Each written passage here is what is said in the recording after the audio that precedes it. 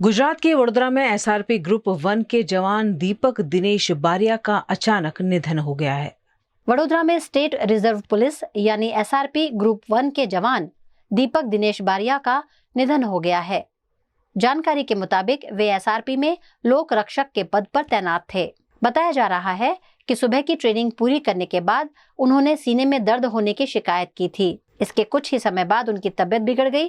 आशंका जताई जा रही है कि उनका निधन दिल का दौरा पड़ने की वजह से हुआ है। इस अचानक हुई घटना से एसआरपी कैंप और उनके परिवार में शोक की लहर दौड़ गई है। फिलहाल मामले को लेकर अधिक जानकारी का इंतजार किया जा रहा है।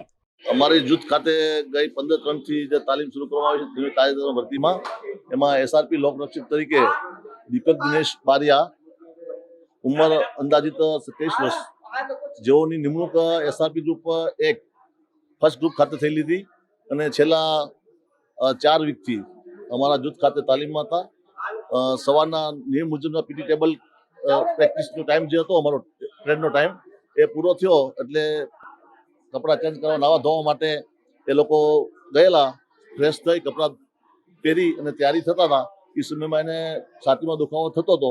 એવો એના સાથી મિત્રને જણાવ્યું અને હોસ્પિટલ પાછે જવા માટે બંને નીકળ્યા। અમારી યુનિટની ડિસ્પેન્સરી ખાતે કેસ પેપર કઢાવી અને સારવાર લેવા જતા હતા એની પહેલા જ ડૉક્ટરશ્રીની ચેમ્બરની બહાર જ તેઓ ઢળી પડ્યા। તે ડૉક્ટર સમગ્ર સ્ટાફ છે તાત્કાલિક પ્રાથમિક સારવાર આપી, જે કાંઈ જરૂરિયાત ડૉક્ટરને જણાવી એ પ્રમાણે ઇન્જેક્શનો અને બોટલ આપ્યા અને રિફરની જરૂર પડી એટલે અમારી યુનિટની જે હોસ્પિટલની જે સારવાર માટે જે અમને સ્પેશિયલ એમ્બ્યુલન્સ ફાળવી છે એ દ્વારા તાત્કાલિક અમે એને સિવિલ હોસ્પિટલ ખાતે ઇમરજન્સી વોર્ડની અંદર દાખલ કરવામાં આવેલા હતા અને સારવાર આપતા ડૉક્ટરશ્રીના જણાવ્યા મુજબ એમને ડેથ કરવામાં આવ્યા છે।